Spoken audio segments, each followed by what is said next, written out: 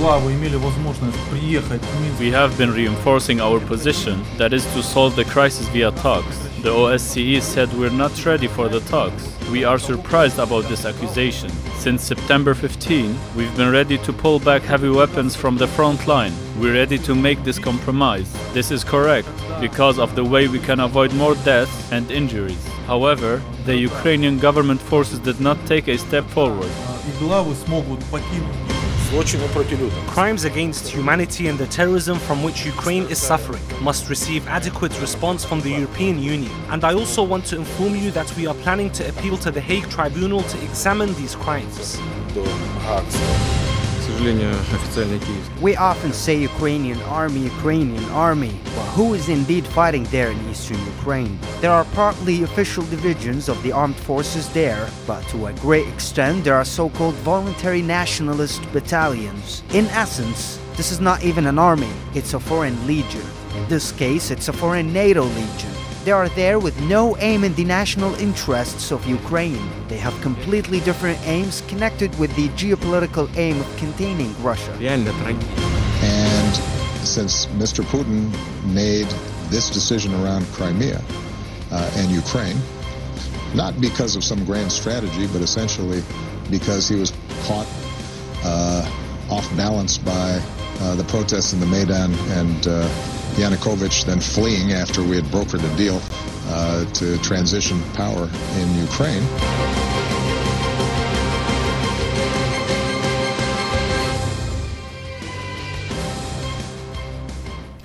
Well, the situation in Ukraine seems to be going from bad to worse. The separatists in the east have vowed to build a 100,000-strong force as Washington mulls sending more weapons to its allies in Kiev. Now, the UN estimates put the number of dead at over 5,300 people since April of last year. And as the fighting intensifies, the prospects of a negotiated settlement seem to be drifting further away. Now, joining me now to discuss this further, we have in the studio political analyst Sam Patience. Welcome to the show. And in London, we cross over to Marko Gasic. He is an international affairs commentator as well as a Balkan affairs expert. Gentlemen, a warm welcome to both of you. Sam, if I can begin with you, we have those ceasefire agreements signed in the Belarusian capital in Minsk in September of last year. That called for both sides to stop fighting and withdraw heavy weapons from the front line. Now, Washington, or more specifically the State Department, is saying that supplying Kiev with more weapons doesn't necessarily violate the nature of that agreement. How is that exactly? Well, firstly, if the agreement is to pull back weapons from an agreed geographical location, then supplying weapons to the Kiev government doesn't necessarily do anything to violate that. Okay, so how could flooding this country with additional weapons impact this conflict? Let's start with that. Well, it could rebalance, I suppose, the conflict. At the moment, it is militarily one-sided. Effectively, you've got separatists who are supported by Moscow, and then you've got the Kiev authorities, the Ukrainian National Army, and there's only one winner if that was a straight arm wrestle, and that's the separatists in the east supported by Moscow. Marko, are we moving further and further away from a potential peace settlement here? Because the rebels too, the separatists, as Sam said, in eastern Ukraine have pushed for their own recruitment drive, looking to build a 100,000 strong force. Well, you can't blame them because, of course, the Ukrainian Kievan army is supported by the NATO alliance led by the USA. So it's not really an even fight because the US doesn't believe in even fights. It only believes in even fights if it has to, and it's trying to load the dice in favor of the central government so the central government in Kiev can go more effectively killing and shelling innocent civilians as it's done to hundreds, perhaps thousands in the last few months. And it's funny in that report that they're calling for an investigation of war crimes. I think that shelling civilian urban areas in a systematic way over a period of months should really get the entire Kievan leadership up before a genuine criminal court, such as the one that has now finally appeared in the Hague. Yeah, Sam, Russia's President Putin, as we heard there at the beginning of the show, he called Ukraine's army NATO's legion that doesn't serve the interests of the country. Let's start with why Kiev continues to insist on calling the conflict in eastern Ukraine some sort of Russian aggression or a Russian invasion rather than calling it a civil war. Because after all, these are Ukrainians that they're killing in the east over there. They're not Russians. Well, you're right. In one sense, the most important thing that we shouldn't lose sight of here is that the people who are losing out, the victims here, and the overwhelming majority who are suffering in that death toll of over 5,000 are Ukrainians. It's a tragedy for the Ukrainian people. But that's not the same as saying that that the main belligerents are driven by internal factors, that it is as you said, a sort of a straightforward civil war. You can characterize it that way, of course you can, because the group who are the focal point for the sort of the breakaway movement are Ukrainians, and these are people from the regions of Donetsk and Luhansk. But that's not to say that they are acting alone. They are a focal point. This is something they want, but they don't have a democratic mandate to do that, and they don't have the military ability to force it themselves, contrary to the wishes of Kiev. What they do, though, have is an external backer who's given them the weapons and to an extent the manpower and expertise that comes with Russian backing to enable them to basically create this. I mean, we can call it a civil war if we like, but obviously it is one where one external player with a great interest in eastern Ukraine is having a disproportionate impact. Marco, we've heard these accusations of Russian involvement in eastern Ukraine, of them supplying the rebels, sometimes fighting alongside the rebels, but we've seen very little in the way of evidence, haven't we? Well, that's right. I mean, when we talk external backers, we have the USA, which is operating 3,000 or 4,000, 5,000 miles away from its territory. We've got Russia, which is next to Ukraine, with the Ukraine being partly formerly Russian territory. So it's very much the soft underbelly of Russia that the USA is putting its foreign mercenaries into. Mercenaries from all Western nationalities have been found there and sadly killed there. Now, if there are Russian volunteers coming over, that's hardly surprising, given that there's 8 million Russians of ethnic origin, as it were, in this former part of Russia, which is indeed Ukraine. But the key thing here is that the Novo-Russian, as they call it, forces are fighting because they have to. They would very much like a draw here, because really what we need is to declare Ukraine neutral militarily, not aligned to any bloc, be it Russian or NATO, and then you will find that the flames go out of the situation very quickly. Right. But that, of course, doesn't suit the US agenda. And we should know that the US has a previous form and all over the world in destabilizing and entering militarily, bombing and killing rather weaker nations than itself, and then calling for other countries to listen to what it says. I don't think we should. I think the interesting point there, I guess, is the emphasis that you put on this being a kind of a Russian issue because Russia's next door. You're right. This is right next door to Russia. Imagine Cuba. Imagine the Russians going to Cuba. There are Russian speakers who dominate, who are there in eastern Ukraine. And you're right, it does seem like a soft underbelly. Basically, those are three different ways of saying this seems like the kind of area of a neighboring, sovereign, separate country from Russia that Russia has every incentive to invade and shore up with its own supporters. It absolutely is a soft underbelly. It is absolutely the soft underbelly, and it's exactly for that reason that Putin is interested in making sure that he has control over that region. You've got it the wrong way around. In fact, Russia has been invaded through this soft underbelly innumerable times by Hitler, by those before Hitler, and now by NATO gradually encroaching as well. Napoleon, you name them, they've come from the West and they've gone through this particular route. Russia hasn't invaded anybody through this route, unless you mean when they moved the Nazi Germans back to Berlin. That's the only thing that Russia ever did, going in the opposite direction. So we should get our invasions clear in the light of history. And so the Russians are very sensitive to the fact that the US is using Ukraine to militarize Ukraine and to militarize the entire region around Russia, to surround the Russian bear and then hope they won't madden him at the same time. Well, if I was the Russian bear, I would be very irritated. But the point is that these people are in their ethnic Russians, they may be, but they are Ukrainians. They accept the Ukraine if the central government of Ukraine does not delegitimize itself by bombing and killing and shelling and murdering those civilians in those territories. Because in other parts of the world, the US cried foul when central governments for example, Gaddafi in Libya only had to threaten to bomb Benghazi, and that was enough for a US-led bombing campaign and invasion and chaos. So we should bear in mind. Let me stop you right there. I want to give Sam a chance to respond to some of that. Ukrainian authorities. But absolutely. But it's notable. You cannot resist continuing to make the argument, which is sort of supporting this idea, for which there is great evidence on the ground, by the way. I mean, you've sort of said dismissively that there isn't, but that this is Russia interfering in a country next door. You've laid out exactly all the reasons why Russia might do that. You've laid out exactly all the reasons that Russia has incentives to basically involve itself above and beyond what is acceptable from two sovereign nations living side by side. That's exactly why this has happened. This is why Russia has sent its own troops in. It's why Russia is providing arms to the rebels, and it's why Russia is heavily incentivized to see the Russian-speaking rebels of East Ukraine cede from, to a certain extent, or federalize from, whatever the outcome is, from the Kiev government. But hang on, Russia's been very clear. They do not want the Donbas region to be independent. They're trying to keep it within Ukraine. They're trying to reach some sort of an agreement where Eastern Ukraine remains a part of the country. But I mean, obviously, they're creating a situation where they have a bargaining position which suits them. Ultimately, what Russia wants is exactly, exactly as Mr. Gasic said there, that this is no longer a soft underbelly, that this is not a threat, that this is not a potential route for invasion, that absolutely they shore this up, and they don't trust Kiev to shore it up in any way. So that's why Russia is trying to shore it up itself by crossing over into sovereign Ukrainian territory and involving itself in the politics of Donetsk and Luhansk. Marco, jump in.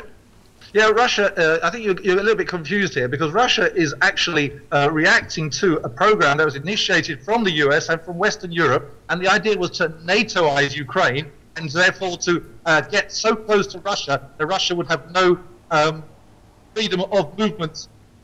So I'm getting a little bit of echo in my Well, look. I mean, I'm happy. That was the second point I wanted to come on to, that related to what you were asking about there, about this issue about NATO alignment. Clearly, Russia does not want a NATO member next door, but clearly also that is not Russia's prerogative. If the people of Ukraine, or rather, put it another way, if the government, the legitimate government of Ukraine, at any point in the future or now decides that they want to join NATO, then that is up to Ukraine. That is up to the Ukrainian government to decide on behalf of the people of Ukraine. It is not up to Russia. But absolutely, Russia is absolutely terrified of having this NATO member right next door to it, which again explains why Russia is going to all of this effort to involve itself in the I mean, I called it politics. Of course, we're going beyond politics now. We're going into by any other means here. This is a military involvement in a country next door.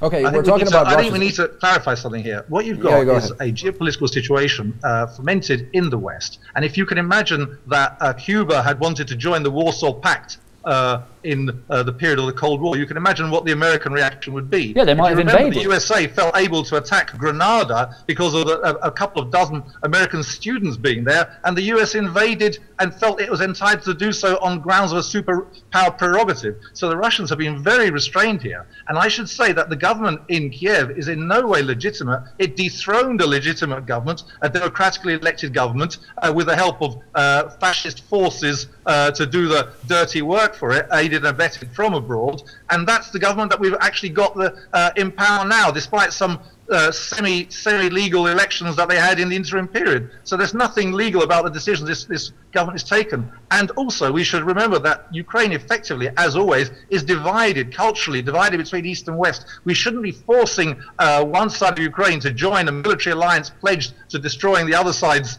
ethnic kin. But again, it's this confusion with everything you say. It comes back to this confusion. You can't quite decide whether you're saying that Russia is entitled to intervene in eastern Ukraine for the reasons that you then lay out, i.e. the people of the eastern Ukraine are culturally different. The people of eastern Ukraine don't want to join NATO, and the people of western Ukraine. You just said yourself, we shouldn't let the people of the government in Kiev force the people of eastern Ukraine to join a military alliance that they don't want to. It's not up to us to let or not let the government in Kiev do that. That's exactly the issue here. The issue is about sovereignty, and you're right. Again, going back, you said, oh well, you know, what would the US done if there was if when Cuba decided that it might join up with at the height of the Cold War and become a openly communist country and align militarily with the Soviet Union? What would the US do? Well, we saw what they did. Well, exactly. That's exactly right, and absolutely, and history has judged that very harshly and said that that was something that we all wish that the rest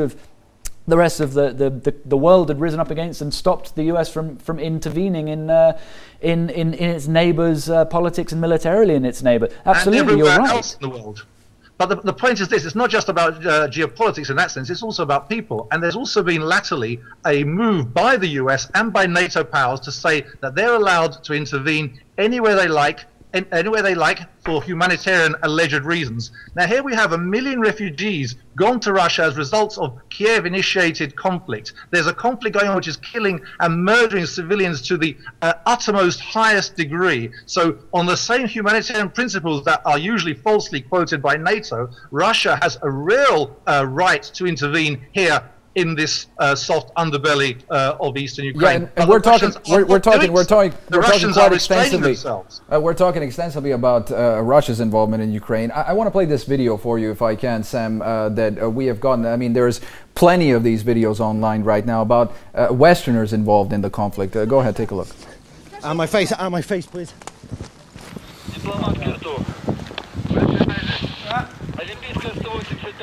Yeah, it's fine.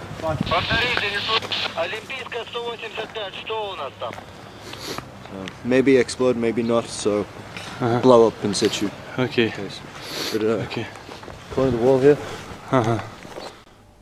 All right, those are American and British-speaking personnel dressed in Ukrainian uniforms. They're talking in perfect English accents. What do you make of that? Yeah, I mean, obviously, I'm not going to start speculating on where that was, when it was taken, whether it was taken by Ukrainian television, local television stations on the ground in the city of Mariupol after that shelling over there. As I said, you can't. I mean, I can't tell you any interpretation of that because I don't know what the circumstances surrounding it are. I mean, you can tell me now that it's the first time. It's the first time I've seen it. So you can tell me now what the circumstances are. I mean, really, I'm not the person to ask about that. We should be asking for an explanation from the US or the UK government. I didn't make out the accent, but I'd like to know the answers to that myself. But I mean, just to sort of put... Well, if you have to speculate, I mean, you have Westerners dressed in Ukrainian military uniforms. They're in perfect American accents, perfect British accents, taking part in what are clearly military operations on the ground. When we're talking about foreign involvement, you mentioned Russia there, this seems to suggest that there are perhaps even contractors or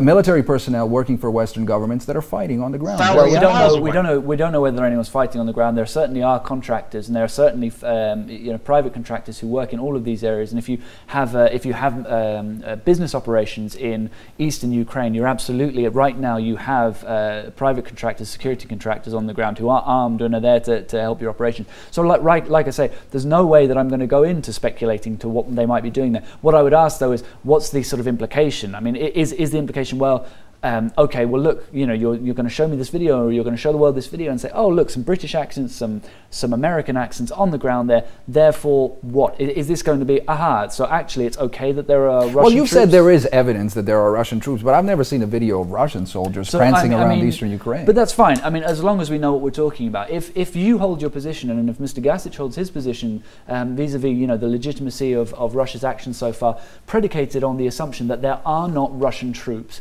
in eastern Ukraine, and that Russia is I'm not saying that. I'm just saying give me the evidence. No, absolutely. But I'm just saying if you hold your position because you don't believe there are Russian troops, and that's a factual then difference between you I do actually, but I think they have a right to be there. That's a different story altogether. That's my point. That's fine. We can have that debate, and it's much more it's much more difficult to do in a forum like this because we would I'm taking actually on faith. Or I'm taking from previous evidence of rigorous reporting standards from my sources that I've got this from. That the very kind of widely available general Western media sources. So I've trust them not to have concocted this behind their backs or anything like that. So that's the reason that I believe that there are what I've said Russian troops. Okay, Marko, I can see that you want to jump in. Go ahead. Well, I'm just thinking that Sam is desperate to accuse the Russians of involvement, and equally desperate to accuse to suggest that NATO aren't involved, suggesting that there are business and corporate elements that are there. Well, I haven't heard of any such businesses explaining their presence in that way. And as for his suggestion that we should ask the US and the UK for an explanation, unfortunately, in the world of the US and the UK, we have the spin doctors who look at everything in terms of spin and nothing in terms of truth. And the truth is that they're there for their own interests, not for the Ukrainian interest, and that the victims here are the Ukrainians on all sides of this unnecessary conflict. And the victors here are NATO and the USA, who've created this unnecessary war and are continuing it because they don't want to have a nice, pleasant, peaceful, neutral Ukraine. And that is the problem, and that's why the war is continuing now. And I think that to an extent we'd probably agree on that. I absolutely agree with you that this is one of those situations where you have a liberal agenda which happens to align with a very kind of hawkish agenda, particularly for the US. The US sees this not as an issue with Ukraine, and I think probably we're all cynical enough but realistic enough to say, yeah, that they do support a kind of a liberal agenda in partner countries, and they support democracy, but really to a great extent this is about just how big of a problem is Putin getting right now. I mean, what are we doing about Putin? This is being handled by the Russia desk, not by the EU expansion desk, and I think there's a certain the NATO expansion desk. Well, maybe. Sorry, yeah, the NATO expansion desk, but I think that there's absolutely something to that this is not some sort of a sort of Tony Blair-esque liberal intervention, and in its purest form. This is not Sierra Leone or we probably won't even get into Kosovo. But okay, let's not, please. Marco, let me ask you this, because Washington says that it is confronting global challenges such as Russian aggression. Let's talk about, what do you think their real intentions are for Ukraine? Well, I think instability does tend to suit the US, because the US always places its forces in areas of instability which it's usually created. And Sam mentioned Kosovo, which as a part of Serbia, that got ripped away from Serbia and bombed, and you now have the biggest peacetime base since the Vietnam War, Camp Bondsteel, set there in the heart of Kosovo, not requiring permission from anyone in the world to stay there forever. And I think that that happens through managed instability. And I think Ukraine is a similar case where they want to carry on the encirclement of Russia. It's really about Russia. It's really geopolitical. It's about resources, the resources of Russia. It's about dividing Russia, personalizing the conflict, pretending that Putin is in some way, as before him there was Gaddafi, and there's Assad, and there was Milosevic. You name it, any conflict that the American goes into, it will be personalized. It won't be, the issues won't be addressed. But the real fact is, this war suits the US because it can put in $100 million worth of weapons, and it will cost the Russians billions of rubles to look after the refugees that are created by those weapons. So whatever happens, the Ukrainians lose and the Americans win. Sam, talking about the cost for Russia, we have the economic sanction, of course. It is clear Moscow is feeling the economic pinch there, right? Why do you think the West, the EU, this is what's not clear to me, continues to insist on these sanctions when they're clearly not having an impact? I mean, it's unlikely that somebody sitting in the Kremlin right now would be saying, well, you know what, if these sanctions get any worse, we'll just take a step back and say, hey, sorry guys, Ukraine, we'll just let it go. Yeah, I mean, they clearly are having effect. So when you say that they're not having an impact or an effect, that they absolutely are. They do change. But it's unlikely to change policy, is what I'm getting. But they do change the calculus for Putin, and they change it long term. I don't think that we're going to see, all right, we'll as you said, it's not like he's going to say, oh, this isn't going to be worth it, or rather, this isn't worth it now. But he might well be taking a look at this and saying, what are my priorities? The other thing is that it creates the strain on the Russian state spending, create strains in Russia, and at some point Putin's going to have to make a decision about where do his spending priorities lie. Are they back in keeping the people of Russia happy, which requires social spending, or are they in these expansionist plans? Because again, if you look at this through all politics is domestic politics, all politics is local. If you look at this through an electoral lens, Putin needs the people of Russia to be supporting him. He knew that this was a vote winner. To intervene in eastern Ukraine was a vote winner, and it has been a vote winner. Now, at what point do the spending cuts that come from the sanctions become a bigger vote loser than the expansionist sort of rhetoric or action on the ground become a vote winner? That actually could have an impact on his decision making. Marco, do you agree with that? You think the sanctions are a game changer? No, I don't. I don't think the sanctions are going to have quite as much effect as has been suggested. But we should understand that one point about these sanctions is not just to make life difficult for the Russians. It's also to separate the Russians from the European Union, to orientate the European Union towards the US through the resultant the TTIP, Transatlantic Trade and Investment Partnership. So this is also about making sure on the part of the Americans that the Europeans and the Russians don't get too close and don't get too friendly. And how better to do that than to create a kind of new Berlin Wall, a Kievan Wall, or a Ukrainian ditch that will separate permanently through instability the EU from the Russians. And that suits the Americans just fine, because the new customers that will turn up at their door will then be the European Union. Sam, what do you make of that? Yeah, I mean, I think there's a sort of, I actually, again, I agree to a certain extent there that actually this is that it suits the US a lot more than it suits the EU. These sanctions are absolutely, they're really hurting a lot of the EU. Poland and Germany in particular are feeling the effects of this. We're seeing that. So why go along with it? I mean, why are European governments? Why don't they take a step back and say, well, we can't handle this. I mean, we can't possibly sustain the status quo as we see it now. Because these are levers which are being used as a step below, as Angela Merkel is saying in the last couple of days. The EU, none of the EU countries want to get involved militarily. The US may be more willing to do that. So this is the lever, which is a step below that. No one's willing to put German boots on the ground to support eastern Ukraine, but they are willing to take an economic hit at the moment. That's something the EU is doing in order to disincentivize things like invading next door. What is this modern world if we don't do something when somebody just invades next door? It's not okay. So what do? Well, nowadays there's a bit of an issue with putting your own troops into the situation, with sending your own troops over to defend a liberal agenda. And as I said, Blair was the kind of big example of someone who kicked against that, and that was the mid-90s last time that was a sort of a driving principle of a major European country's foreign policy. But since then, it's been very much about economic levers. Now, the effectiveness is up for debate, and it has been debated. How effective are these? Does it just hurt the people on the ground? And there is a big humanitarian debate about the effectiveness and the application of smart sanctions. I think we're still working through the best way to impose sanctions, the best kinds of sanctions to impose. But we're getting there. That's why now you see senior people involved in the Russian state and in senior Russian business with links to Putin. The individuals seeing their movements restricted, to be fair, Sam, I mean, after seeing Iraq, Serbia, and a few other countries that are affected by sanctions, it's difficult to say that these sanctions work. No, absolutely. No, that's exactly. But the point I was going to make was these are very different from the sanctions you saw a decade ago or 2 decades ago when we're looking at Iraq, for example. It's a perfect example. That they weren't smart sanctions. It was a much less smart version. And then they a version of smart sanctions was oil for food, and of course that went disastrously wrong because it was misapplied, mismanaged. So we're actually in one of the first iterations of smart sanctions, because they come around. We're talking about cycles of decades rather than a couple of years. You don't get to try this and try it again next year. You get to try it now and try it again 10 years from now when you have a problem.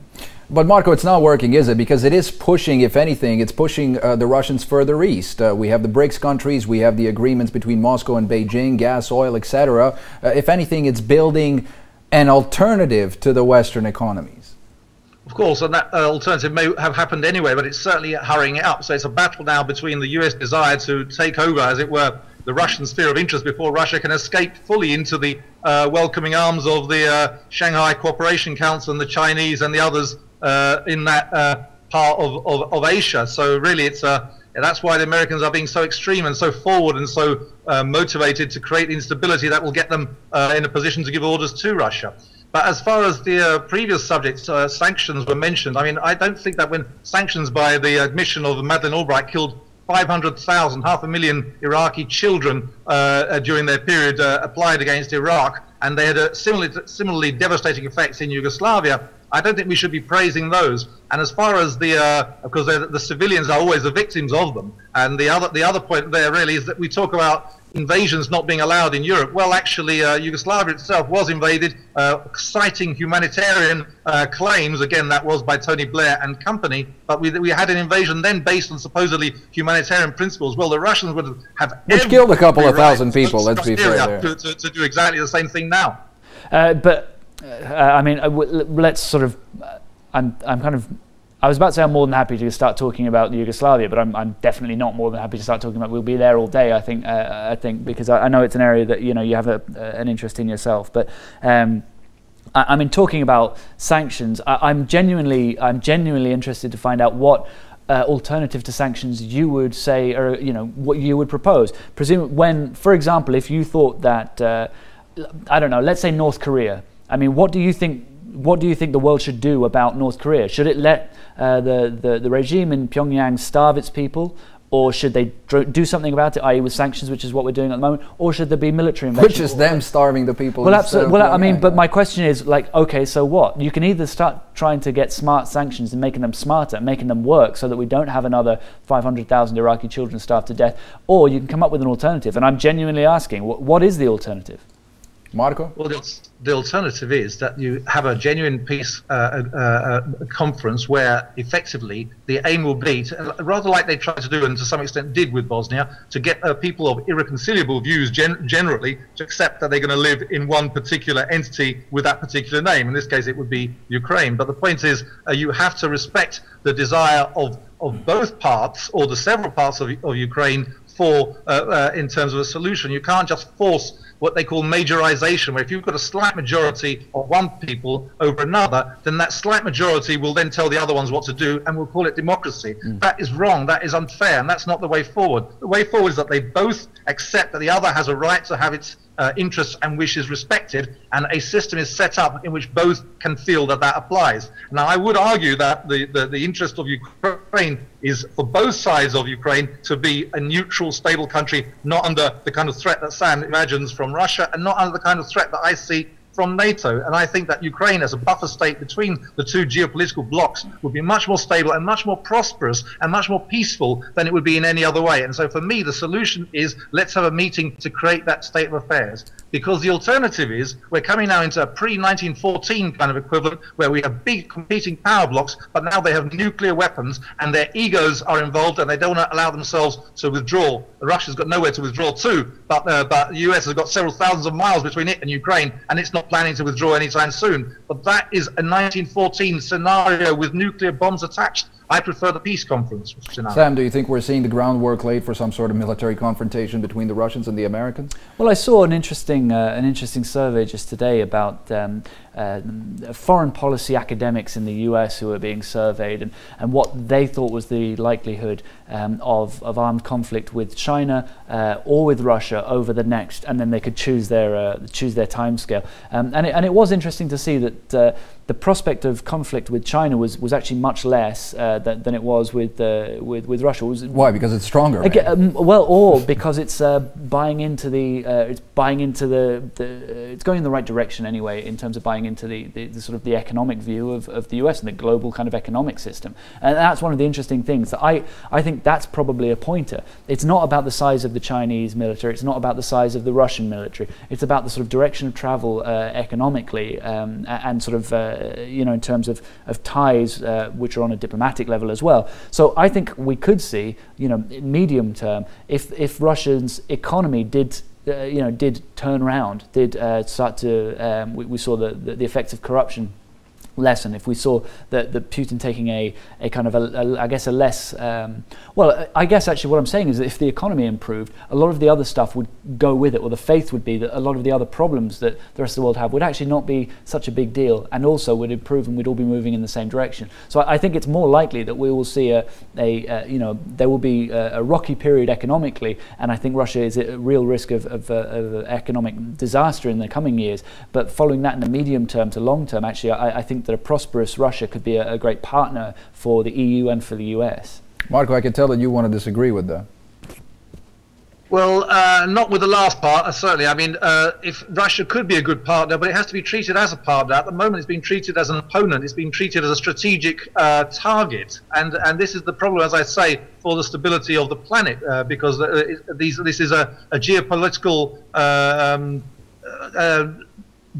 danger for all of us, effectively. So the problem is in the perception. There is always a sense of the other about Russia in the minds of the neocons in the US and the liberal interventionists who have this kind of unholy alliance in Washington at the Russian expense. And this is something which perhaps we need to look into history for, why they have this attitude over such a long period. But certainly for the Russians, the West is an attractive a destination, an attractive group of countries they would quite like to be partners with, and the Russians have always shown good intent as far as that's concerned. That's why this problem with Ukraine, this Western-induced problem with Ukraine, starting with the removal of the elected president, is such a negative development in the development of international relations. And I see it as a Western one, which the West really needs to row back, because effectively the West started it with the forced removal of the democratically elected president. It needs to go back a bit and have a little bit of humility, and not just accept that, not just pretend that it can rule anywhere in the world where it decides to set its jackboots. Yeah, and at the beginning of the show there, Sam, we saw that interview with U.S. President Barack Obama, where he had an interview with CNN, where he actually admitted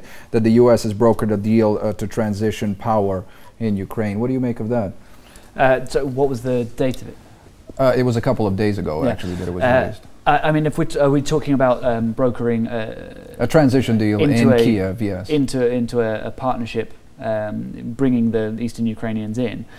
No, we're talking about following the Maidan protest when Yanukovych stepped down. So he's saying he admitted the American role back, in right, brokering that agreement. I mean, again, it comes down to what you consider to be an American role in. I think absolutely no one's saying that the EU and the US wasn't an inspiration. You could see that people were out on the streets and they were waving flags from from Western countries. But the point about that was it was an inspiration. What people were fed up with was the status quo. Well, some would call it an intervention. Well, no, exactly. But that might. I mean, you sort of.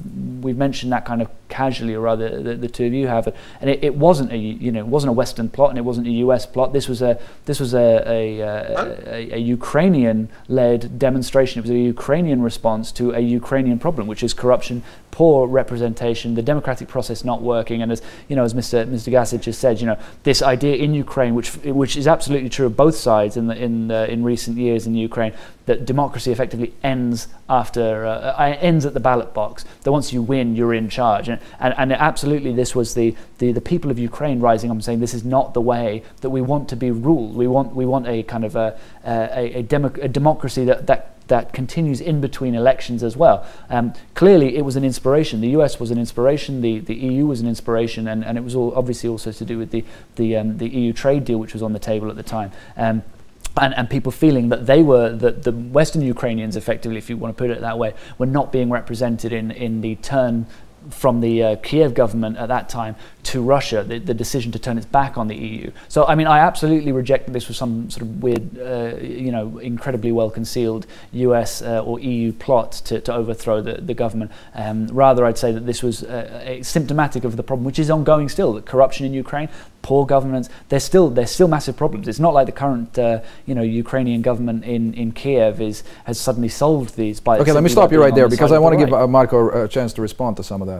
Well, yeah, I mean, Sam calls it inspiration. I would call it perspiration. There's a lot of sweaty activity on the part of the US to create those demonstrators after Yanukovych signed the deal with Russia. Because, as we know from Victoria Nuland, the American functionary, she herself admitted that the US has spent $5 billion on so-called democracy in Ukraine. Now, $5 billion is not peanuts. That's a huge amount of money which went to all the kind of organizations that would have appeared and coalesced at the Maidan at the time that the Americans wanted. So we should be realistic about what's happening in Maidan. And also we should remember that the intervention by the US and EU was not only invisible and hidden and secret finance. It was overt and clear. You had Victoria Nuland herself and the members of the EU turning up at the demonstrations and feeding cookies in someone else's sovereign state in the middle of someone else's civil dispute. Yes, absolutely. That's right. Because, and that's what I'm saying. Incredible. The inspiration, the link, anywhere. as I say, when I'm talking about inspiration, I absolutely, it went both ways. It was inspiring in the West. I mean, you saw the reaction of people on the streets in, you know, in Paris and Madrid and London were absolutely hugely positive and hugely supportive of the protesters, because exactly what the protesters wanted, everybody in the West, in the US, and how in the dare EU Western wanted. politicians go to somebody else's country and do that? How But, dare they absolutely, intervene in but somebody else's there's no situation? shame. There's no shame in saying, you I've know never what, seen that happen Ukraine anywhere. is terribly run. There's a terrible corruption issue, and when the people of Ukraine rise up and say that they've had enough of it, we support them. We say yes, it is a disgrace that corruption But it has wasn't led the to this people of Ukraine, situation, was it? and that you're having It to wasn't the live people- under a corrupt regime, which is effectively not allowing the people of Ukraine to prosper and live in, you know, live in peace and hope for a better future. Absolutely, there was support for people who went out and protested that. Actually, the people of Ukraine voted for that government, thank you very much, and the people who turned up in a tiny number and made down compared to the overall electorate were people who came with vested interests, most of them, and other people who came along with them. But they how were does this still not a apply to tiny Eastern amount- Ukraine hang now? on, a What I don't tiny understand amount- about your argument hang is on, you can't compare everything you number of compla- everything you demonstrators that say made about down with a number of people who voted in that government. That government was democratically voted in. So the issue of corruption came to the fore much later, and you're now setting it back into the previous time. That wasn't the problem. I mean, I cannot understand whether you're putting the democracy, you're putting the ballot box up on a plinth for us all, but then at the same time you're saying, oh, it's fine in the eastern Ukraine for the rebels there to just ignore it. Hello, am I Yeah, go ahead, Michael. Go ahead. We can hear you. Go ahead.